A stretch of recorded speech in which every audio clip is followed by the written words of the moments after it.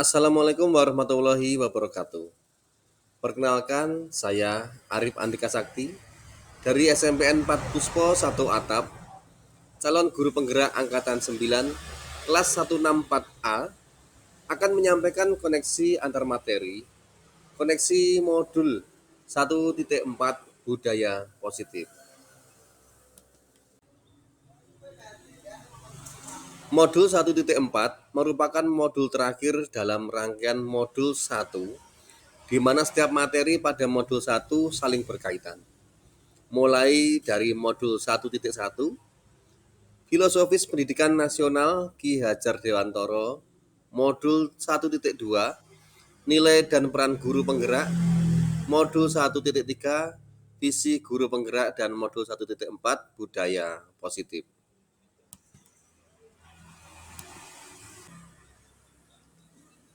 Pada modul 1.1, Filosofis Pendidikan Nasional Ki Hajar Dewantoro, kita sebagai guru ditanamkan mindset tentang pendidikan menurut Ki Hajar Dewantoro. Yang pertama yaitu bahwa tugas guru adalah menuntun, bukan menuntut. Yang kedua, bahwa kodrat anak adalah merdeka.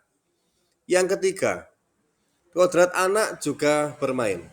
Yang keempat, bahwa kita sebagai guru haruslah sebagai pendidik yang berpihak pada murid.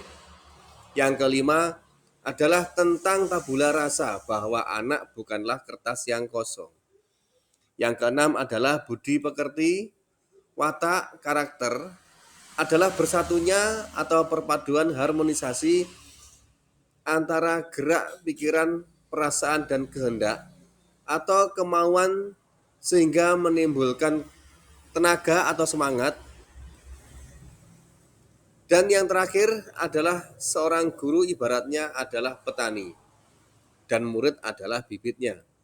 Petani yang menanam jagung misalnya hanya dapat menuntun tumbuhnya jagung. Ia dapat memperbaiki kondisi tanah, memelihara tanaman jagung, memberi pupuk dan air, membasmi ulat-ulat atau jamur-jamur yang mengganggu hidup tanaman jagung, dan lain sebagainya.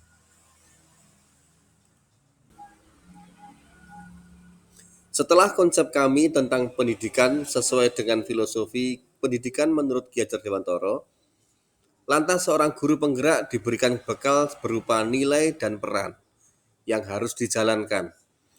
Nilai yang harus dimiliki seorang guru penggerak adalah mandiri, reflektif, kolaboratif, berpihak pada murid, dan inovatif. Dan peran yang harus dimiliki seorang guru penggerak adalah: pertama, menggerakkan komunitas belajar untuk rekan guru di sekolah dan wilayahnya. Kedua, menjadi pendamping bagi rekan guru lain terkait pengembangan pembelajaran di sekolah. Ketiga, mendorong peningkatan kepemimpinan murid di sekolah. Keempat, menjadi pemimpin pembelajaran yang mendorong well-being ekosistem pendidikan di sekolah. Dan kelima adalah membuka ruang diskusi positif dan kolaboratif antara guru dengan pemangku kepentingan di dalam dan di luar sekolah untuk meningkatkan kualitas pembelajaran. Pemikiran Ki Hajar Dewantoro, nilai dan peran guru penggerak tersebut harus kita miliki untuk mewujudkan profil pelajar Pancasila yang mempunyai 6 dimensi, yaitu beriman dan bertakwa kepada Tuhan Yang Maha Esa, berkebinekaan global, bergotong royong, mandiri, kreatif, dan bernalar kritis. Sehingga pada modul 1.3, guru penggerak mempunyai visi guru penggerak, yaitu mewujudkan peserta didik yang smart dan berkarakter dengan proyek penguatan profil pelajar Pancasila. Visi ini diwujudkan melalui kanvas Bagja yang sudah disusun. Dalam mewujudkan visi guru penggerak, selain melalui kanvas Bagja, juga harus diimbangi dengan budaya positif. Ada beberapa hal yang harus kita ketahui sebelum menerapkan pada budaya positif, yaitu: 1. Disiplin positif dan nilai-nilai kebajikan universal.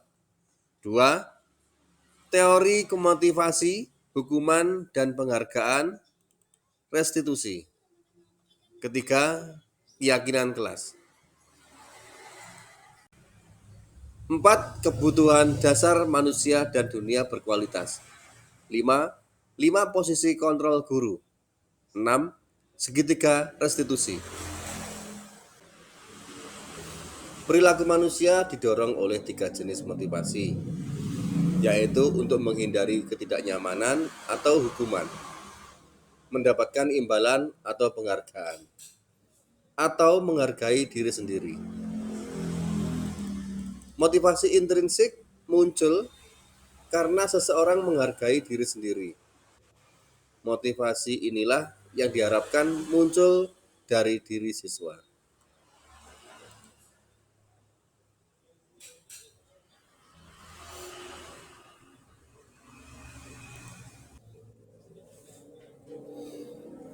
Dari 3 perilaku tadi ada efek yang dihasilkan. Hukuman akan menjadikan siswa akan merasa tidak percaya diri, merasa ketakutan, dan yang terburuk adalah pendendam. Penghargaan juga akan menghasilkan siswa kurang percaya diri, pamrih dalam melakukan segala sesuatu, dan mengerjakan sesuatu hanya berdasarkan imbalan. Akan tetapi, jika siswa mempunyai motivasi intrinsik dalam dirinya, maka kita bisa melakukan restitusi ketika siswa berbuat kesalahan. Salah satu hal yang bisa kita lakukan pertama adalah dengan membentuk keyakinan kelas. Ada 5 langkah dalam membentuk keyakinan kelas. Pertama, mengawali kegiatan dengan melibatkan murid membuat kesepakatan kelas. Kedua, siswa mengemukakan idenya dalam beberapa poin, yaitu poin kesepakatan kelas. Ketiga, melakukan refleksi tentang keyakinan dan kesepakatan kelas yang telah dibuat. Keempat, penandatanganan keyakinan kelas oleh semua murid. Kelima, membuat poster keyakinan kelas. Sejatinya ada 5 kebutuhan dasar manusia di dunia ini. Pertama adalah survival, yaitu kebutuhan untuk bertahan hidup. Kedua adalah power, yaitu kebutuhan untuk diakui kekuatannya.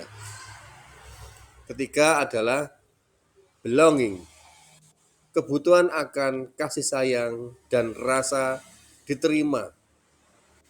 Keempat adalah fun, yaitu kebutuhan akan kesenangan. Kelima adalah freedom, yaitu kebutuhan akan kebebasan.